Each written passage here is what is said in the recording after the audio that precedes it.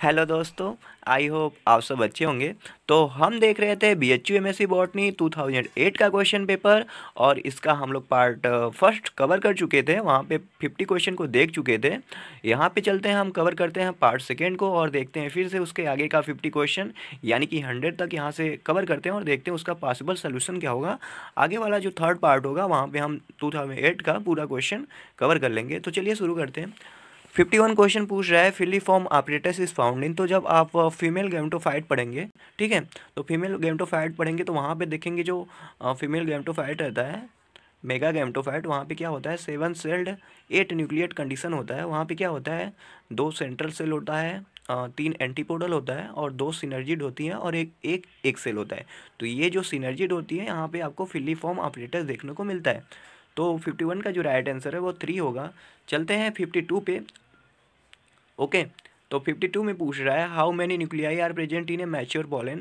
तो आप जब मेल गैमेटोफाइट पढ़ेंगे, मेल गैमेटोफाइट का डेवलपमेंट कैसे होता है, तो वहाँ पे देखेंगे क्या होता है, एक वेजिटेटिव सेल होता है और एक जेनरेटिव सेल होता है। तो जेनरेटिव सेल होता है वो डिवाइड करके 2 मेल गैमिट, ठीक है, को बनाता है और वेजिटेटिव सेल लगातार कंटिन्यूसली डिवाइड होता रहता है जिससे कि वो इंटाइन वाल को एक्सटेंड कराता है जिससे कि पॉलन ट्यूब बनता है। तो जो मैच्योर पॉलन होता है, ठीक है, मैच्योर पॉलन है, मेल गैमेटोफाइट की बात कर रहा है, तो वहाँ पे कितने न्यूक्लियाई होते हैं, वहाँ पे 3 न्यूक्लियाई होते हैं। ओके, तो जो 52 का राइट आंसर होगा वो 3 होगा। चलते हैं 53 पे। पूछ रहा है the important constituent of the cell wall of collenchyma are.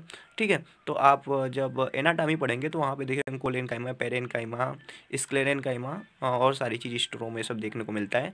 तो कोलेनकाइमा के बारे में आप जानते रहिए। जैसे कोलेनकाइमा जो होता है ये सिर्फ स्टेम में पाया जाता है, ठीक है, और किसकी स्टेम में, या डाइकाट के स्टेम में पाया जाता है, ठीक है, और ये स्टेम के सिर्फ कोने वाले भाग पे पाए जाते हैं, नहीं मतलब स्टेम में सिर्फ कहाँ पे मिलता है, हाइपोडर्मिस वाले रीजन में, ठीक है। जब आप देखेंगे स्ट्रक्चर तो हाइपोडर्मिस वाले रीजन में कोलेनकाइमा मिलता है। तो कोलेनकाइमा का जो पार्ट होता है किनारे किनारे वहाँ पे डिपोजिशन आपको देखने को मिलता है पेक्टिन और सेलुलोस का। तो 53 का जो राइट आंसर है वो 2 होगा। देखिए यहाँ पे जैसे लिग्निन और सुबेरिन की बात कर रहा है तो लिग्निन और सुबेरिन का डिपोजिशन अगर जहाँ भी हो जा रहा है तो वो डेड सेल हो जाएंगी, ठीक है। तो याद रखिए कोलेनकाइमा तो जिंदा चीज़ है ना, जीवित है, तो वहाँ पे पेक्टिन और सेलुलोज को देखने को मिलता है। आप लोग ऐसे एलिमिनेशन मेथड लगा के आप सॉल्व कर सकते हैं। तो 53 का जो राइट आंसर होगा वो 2 होगा। चलते हैं 54 पे। पूछ रहा है the cambium which produce cork is known as.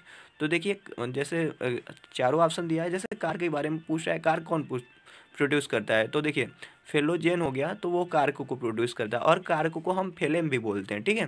तो कार्क को फेलेम भी बोलते हैं। फेलोजेन जो होता है वो कार्क को प्रोड्यूस करता है और फेलोडर्म से होता है सेकेंडरी कार्टेक्स, ठीक है।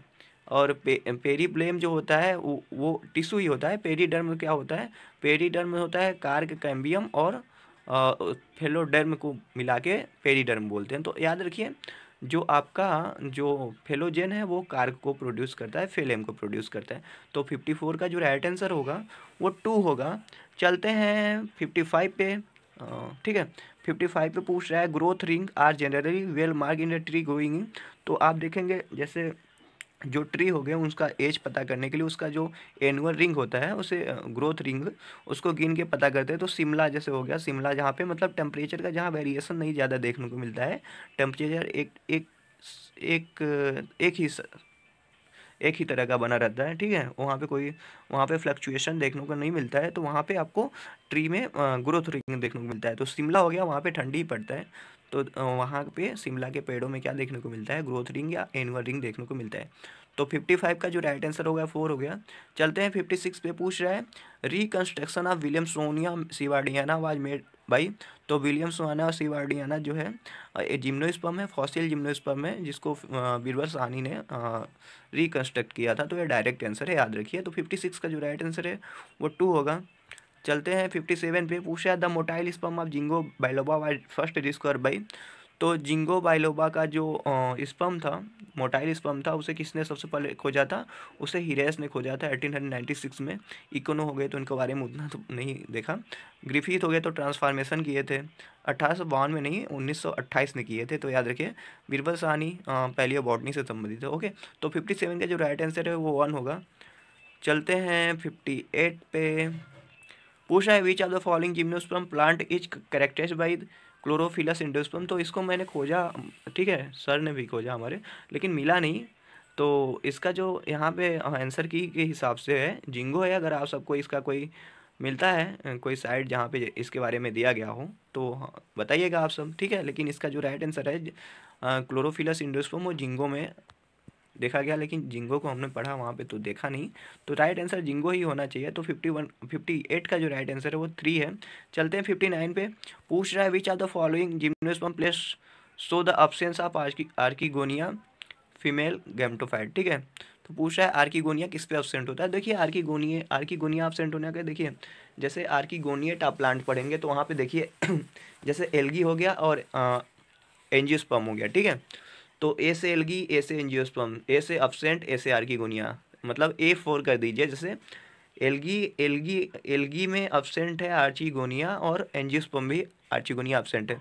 तो ब्रायोटेरिडो जिम्नम आर्चिगोनिया होता है, लेकिन नेटम हो गया, ठीक है, नेटेल्स हो गए, तो उसमें आर्चिगोनिया एब्सेंट होता है, याद रखिएगा। 59 का जो राइट आंसर होगा वो 4 होगा। चलते हैं 60 पे। पूछ रहा है एक प्लांट होता है अगर लाइफ टाइम में सिर्फ एक वाली फ्लावरिंग करता है तो उसे क्या बोलते हैं। तो उसे भाई बोलते हैं मोनोकार्पिक। पॉलीकार्पिक क्या होता है जो लाइफ में कई बार करता है फ्लावरिंग, ठीक है। ओके, तो मोनोकार्पिक के एग्जाम्पल हो गए जैसे बम्बू हो गया, एगेव अमेरिकाना हो गया, तो ये सारे प्लांट मोनोकार्पिक के श्रेणी में आते हैं। तो 60 का राइट आंसर 1 होगा। चलते हैं 61 पे।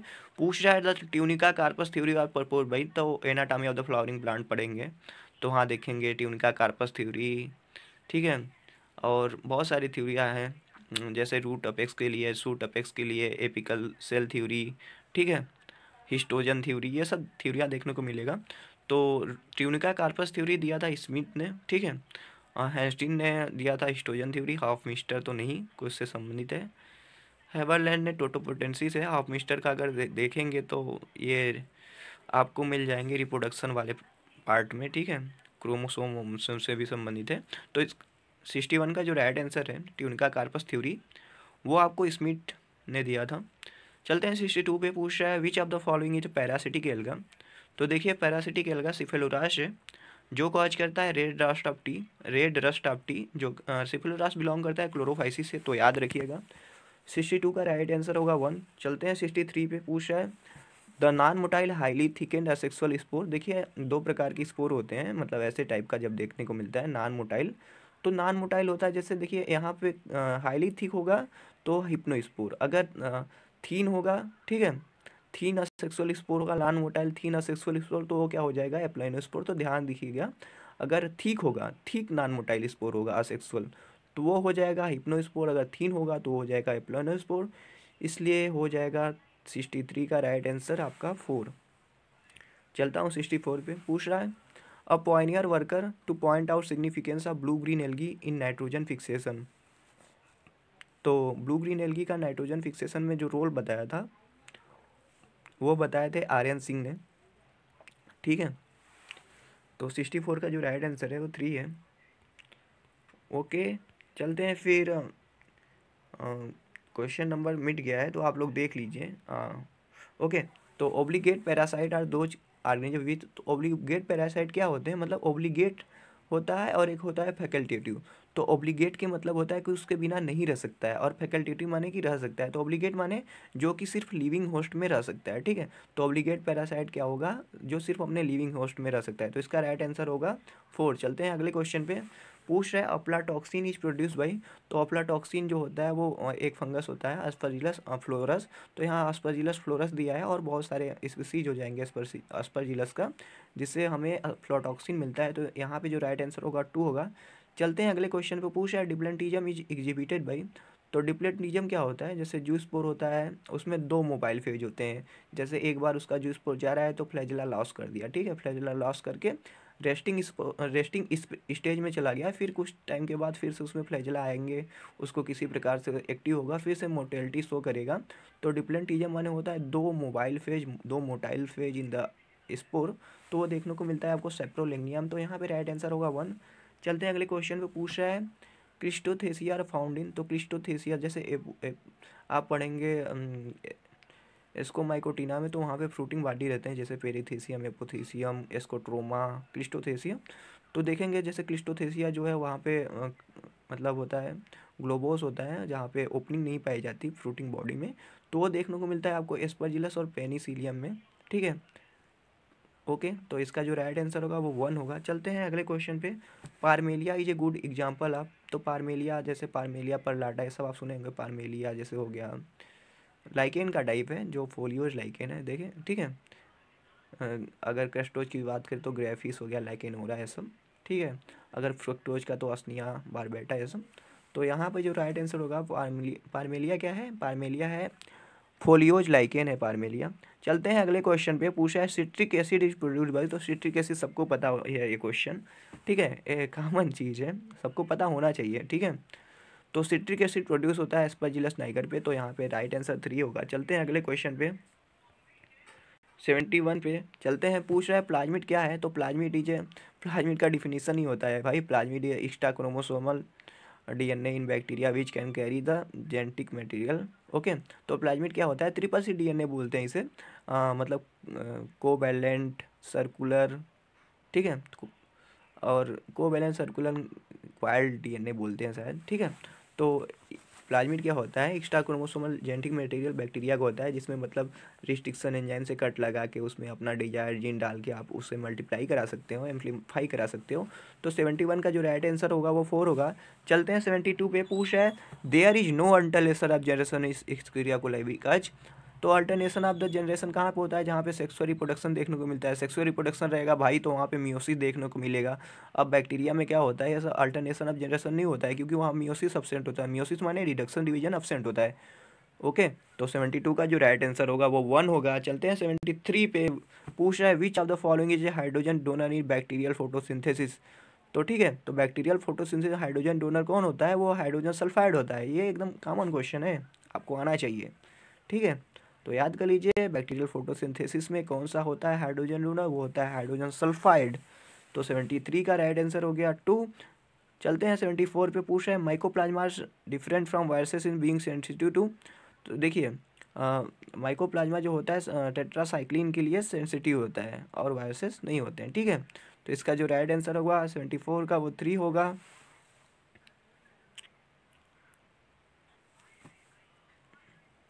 चलते हैं 75 पे। पूछा है the cell of bacterium staphylococcus remain arrange in a form of, तो स्टेफाइलोकोकस का जो बैक्टीरियम रहता है उसका कॉलोनी रहता है वो इरेगुलर क्लस्टर में देखेंगे तो वो इरेगुलर फॉर्म में रहेगा, अरेंज, ठीक है। तो 75 का जो राइट आंसर होगा वो 4 होगा। चलते हैं 76 पे। पूछ रहा है wired differ from viruses in being, तो वायराइड जो होते हैं वायरस से डिफरेंट कैसे होते हैं, वायराइड जो होते हैं वो नेक्ड आरएनए मॉलिक्यूल ओनली होते हैं। वायरस क्या होते हैं, वहाँ पे प्रोटीन कोड भी रहता है, आरएनए और डीएनए होता है, इसलिए वायराइड क्या होते हैं, वो सिर्फ आरएनए मॉलिक्यूल होता है, वहाँ प्रोटीन का कवरिंग नहीं देखने को मिलता है। 76 का जो राइट आंसर होगा 2 होगा। चलते हैं 77 पे। 77 पे चलते हैं। 77 पूछ रहा है which part of the mass capsule is haploid, तो देखिए मास का कैप्सूल यानी कि ब्रायोफाइटाइक कैप्सूल की बात कर रहा है। तो आप जैसे रिसिया का कैप्सूल देखेंगे, ठीक है, मार्केंसिया का, एंथोसिरास का जो होता है हार्न शेप, तो वहाँ देखेंगे कैप्सूल जो होता है स्पोरोफाइट का पार्ट होता है, तो स्पोरोफाइट जो होता है डिप्लॉयड होता है। लेकिन यहाँ पे हैप्लॉइड बना पूछ रहा है, तो कैलिप्ट्रा जो पार्ट होता है जो स्पोरोफाइट में, ठीक है, कैलिप्ट्रा जो पार्ट होता है वो बेस ऑफ द आर्चिगोनियम से डेवलप होता है। आर्चिगोनियम क्या होता है, हैप्लॉइड होता है। तो कैलिप्ट्रा क्या होता है, हैप्लॉइड होता है। ओके, तो कैप्सूल में कौन सा पार्ट होता है हैप्लॉइड, वो होता है कैलिप्ट्रा। 77 का जो राइट आंसर होगा वो होगा 1। चलते हैं 78 पे। पूछ रहे हैं ब्रायोफाइट में diploid number of the chromosome कहाँ देखने को मिलते हैं, तो स्पोर मदर सेल सबको पता है, ठीक है, स्पोर मदर सेल उसमें मियोसिस होगा तो हैप्लॉइड होगा, तो स्पोर मदर सेल में डिप्लॉयड नंबर ऑफ क्रोमोसोम देखने को मिलते हैं। 78 का जो राइट आंसर होगा 4 होगा। चलते हैं 79 पे। पूछा है which of the following bryophyte is saprophytic in nature, तो सैप्रोफिटिक ब्रायोफाइट है तो थोड़ा रटने वाली चीज़ है, ठीक है, आगे बढ़ेंगे तो आ जाएगा, देखो लेंगे, लेकिन यहाँ पे तो रटना ही पड़ेगा भाई। तो बक्सबहमिया हिमालयंसिस जो होता है वो सैप्रोफिटिक ब्रायोफाइट होता है, याद कर लीजिए। ओके, और क्रिप्टोथेरस मिराबिलीज भी होता है ब्रायोफाइट जो कि सैप्रोफिटिक होता है, और एक आध दो हैं, देख लीजिएगा। तो 79 का जो राइट आंसर है वो 3 होगा। चलते हैं 80 पे। पूछ रहा है प्रोथैलस रिप्रेजेंट द, तो प्रोथैलस क्या होता है, प्रोथैलस जो मतलब अनडेवलप्ड होता है, undeveloped gametophyte phase in the fern होता है, ठीक है। रूट शूट को आप डिफ्रेंशिएट नहीं कर पाएंगे वहाँ पे, ओके, और वहाँ पे क्या बनता है, गैमेटोफाइट होता है। प्रोथैलस में आपको मेल और फीमेल गैमेटोफाइट देखने को मिलेगा। ओके, तो 80 का जो राइट आंसर है वो 2 होगा। चलते हैं 81 पे। पूछ रहा है disulphide bridge form between 16 residue as a result. तो देखिए 16 रेसिड्यू के बीच में डाइसल्फाइड ब्रिज कैसे बनता है, वहाँ पे क्या होता है 16 में क्या होता है, वहाँ पे सल्फाइड ग्रुप होता है, उसका ऑक्सीडेशन होता है, तो वहाँ पे डाइसल्फाइड ब्रिज बन जाता है, दो सल्फाइड के बीच में बॉन्ड बन जाता है, तो उसे हम डाइसल्फाइड ब्रिज बोलते हैं। तो 81 का जो राइट आंसर होगा 1 होगा। चलते हैं 82 पे। पूछ रहा है what does a protein loss when is D nature. तो जब जैसे आपने पढ़ा होगा कि एंजाइम क्या होता है, जब डी नेचर हो जाते हैं तो काम नहीं करते हैं। एंजाइम का क्या स्ट्रक्चर होता है, 3 डायमेंशनल स्ट्रक्चर होता है। अगर वो डी नेचर होते हैं तो एक्टिव साइट खत्म हो जाता है, तो काम नहीं करते हैं। तो ठीक है, तो प्रोटीन जब डी नेचर होते हैं तो वो 3 डायमेंशनल स्ट्रक्चर टर्शियरी स्ट्रक्चर खो देते हैं, मतलब एंजाइम इनएक्टिव हो जाता है। तो 82 का जो राइट आंसर होगा वो 4 होगा। चलते हैं 83 पे। पूछ रहा है एन अल्फ़ा हेलिक्स रिप्रेजेंट। तो अल्फ़ा हेलिक्स जैसे आप प्रोटीन का स्ट्रक्चर पढ़ेंगे तो वहाँ पे देखेंगे प्राइमरी, सेकेंडरी और टर्शियरी और क्वांटिटरी भी पढ़ते होंगे। तो प्राइमरी में क्या होता है, सिर्फ अमीनो एसिड जो होता है पेप्टाइड बांड से जुड़ा होता है। सेकेंडरी में क्या होता है, अल्फ़ा हेलिक्स होता है और बीटा प्लेटेड शेड होता है। तो अल्फ़ा हेलिक्स में क्या होता है, वही बता ही दिया, सेकेंडरी स्ट्रक्चर होता है अल्फ़ा हेलिक्स। तो ठीक है, 83 का जो राइट आंसर होगा वो 2 होगा। चलते हैं 84 पे। The transaminase activity needs the enzyme. तो ट्रांस एमिनेज जो एक्टिविटी है कोई एंजाइम के लिए, उसमें B6 विटामिन B6 की ज़रूरत होती है। ठीक है, याद कर लीजिए, बायोकेमिस्ट्री से क्वेश्चन है। चलते हैं 85 पे। पूछ रहा है on hydrolysis nucleoside would not yield. ठीक है, तो जब हाइड्रोलिसिस आप न्यूक्लियोसाइड का कराएंगे तो इसमें से कौन सा चीज़ नहीं बनेगा। तो आप न्यूक्लियोसाइड और न्यूक्लियोटाइड को पढ़े होंगे। न्यूक्लियोसाइड में क्या क्या होता है, नाइट्रोजनस बेस रहता है और शुगर रहता है। ठीक है, वहाँ पे फास्फेट नहीं होता है न्यूक्लियोसाइड में। तो अब इससे बात है, यहाँ पे फास्फोरिक एसिड नहीं बनेगा। तो 85 का जो राइट आंसर होगा वो होगा आपका 3। चलते हैं 86 पे। पूछ रहा है राइबोजाइम क्या है। तो राइबोजाइम आरएनए मॉलिक्यूल होता है। ठीक है, केच और अल्टमान ने इसकी डिस्कवरी की थी। राइबोजाइम क्या होता है, आरएनए होता है जिसके पास एंजाइमेटिक एक्टिविटी होती है। तो 86 का जो राइट आंसर है वो 3 होगा। चलते हैं 87 पे। पूछा है द बैक्टीरियल जीनोम कंटेंट। तो जो बैक्टीरिया का जीनोम होता है, न्यूक्लियोइड बोलते हैं उसे, तो वहाँ पे क्या होता है, डीएनए जो होता है कॉइल्ड फॉर्म में होता है, वहाँ पे हिस्टोन प्रोटीन आपको देखने को नहीं मिलता है। तो 87 का जो राइट आंसर होगा वो 1 होगा। चलते हैं 88 पे। साइक्लिक एएमपी क्या है। ठीक है, जब आप सिग्नलिंग पाथवे पढ़ेंगे, CAMP पाथवे या कोई भी पाथवे, तो वो देखेंगे साइक्लिक एएमपी जो रहता है CAMP, वो क्या करता है, वहाँ से जाता है, फिर कुछ उसमें कुछ चेंज करता है किसी केमिकल में, वो मतलब जाके इंट्रासेलुलर किसी भी पाथवे को फिर से एक्टिवेट कर देता है। प्रोटीन काइनेज जो होता है, जैसे प्रोटीन काइनेज को एक्टिव कर देता है, जो कि किसी और पाथवे में जाके भाग लेता है। ठीक है, तो साइक्लिक एएमपी क्या करता है, वो किसी दूसरे पाथवे को एक्टिव करने का काम करता है। एक्टिवेट कैसे करता है, क्योंकि वो प्रोटीन काइनेज ए को एक्टिव कर देता है। ठीक है, तो 88 का जो राइट आंसर होगा वो 2 होगा। चलते हैं 89 पे। पूछ रहा है the most abundant intracellular free nucleotide in. तो देखिए, हमारे बॉडी में कोई भी ज़रूरत के लिए ATP होता है हर जगह, वही एनर्जी। जैसे हम कुछ खरीदने के लिए, कुछ करने के लिए हमारे दुनिया में पैसा चलता है, वैसे हमारे बॉडी में कोई भी काम कराने के लिए ATP का ज़रूरत होता है। ठीक है, तो इंट्रासेलुलर फ्री न्यूक्लियोटाइड जो है हमारे बॉडी में, वो ATP है। कोई भी काम हो रहा है, मैं बोल रहा हूँ यहाँ भी ATP लग रहा है, भाई मेरी एनर्जी ख़त्म हो रही है। ठीक है, तो राइट आंसर यहाँ पे जो होगा 89 का वो 1 होगा। चलते हैं 90 पे। पूछ रहा है tRNA is functionally involve in the following reaction. तो tRNA के बारे में देखा होगा। tRNA क्या करता है, उसके 3 प्राइम एंड पे अमीनो एसिड को जोड़ के लाता है, वो क्या करता है, ट्रांसलेशन में भाग लेता है और प्रोटीन का सिंथेसिस कराता है। तो tRNA क्या काम करता है, ट्रांसलेशन में भाग लेता है। चलते हैं 91 पे। पूछ रहा है protein react with biuret reagent which suggest of the 2 और मोर। तो जो प्रोटीन्स होता है, ठीक है, बायोरेट रिएजेंट होता है एक, जब उससे आप रिएक्ट कराएंगे तो वो कहाँ पे बायोरेट रिएजेंट एक्ट करता है, उसके पेप्टाइड बॉन्ड्स पे जाके एक्ट करता है, उसी को ब्रेकेज करता है, उसी को रीअरेंज करता है। तो ये हो गया आपका सेकेंड आंसर इसका सही। चलते हैं 92 पे। पूछ रहा है an example of structural protein which have also an enzyme is. तो देखिए, जब जैसे आप मायोसिन पढ़ेंगे, मसल कंस्ट्रक्शन में मायोसिन होता है, एक्टिन ट्रोपोनिन। तो देखिए, मायोसिन के पास क्या होता है, मायोसिन हमारे मसल्स को भी बनाता है, और मायोसिन का जो हेड होता है वो ATPase की तरह भी काम करता है, वो ATP को हाइड्रोलिसिस कराने में काम करता है। तो यह मायोसिन जो होता है स्ट्रक्चरल प्रोटीन भी होता है और इसे एंजाइमेटिक एक्टिविटी भी होती है, इसलिए इसका जो राइट आंसर होगा वो 1 होगा। चलते हैं 93 पे। पूछ रहा है amino acid decarboxylation is not involve in the synthesis of. तो देखिए, यहाँ पे जितने भी ऑप्शन हैं, अमीनो एसिड डी कार्बोक्सिलेशन कराएंगे तो जैसे ट्रिप्टोफैन से सेरोटोनिन बन जाएगा, हिस्टिडीन से हिस्टामिन बन जाएगा, ग्लूटामेट से गाबा बन जाएगा, लेकिन gluconic acid amino acid D carboxylation से नहीं बनता है। तो ठीक है, 93 का जो राइट आंसर होगा वो 4 होगा। चलते हैं 94 पे।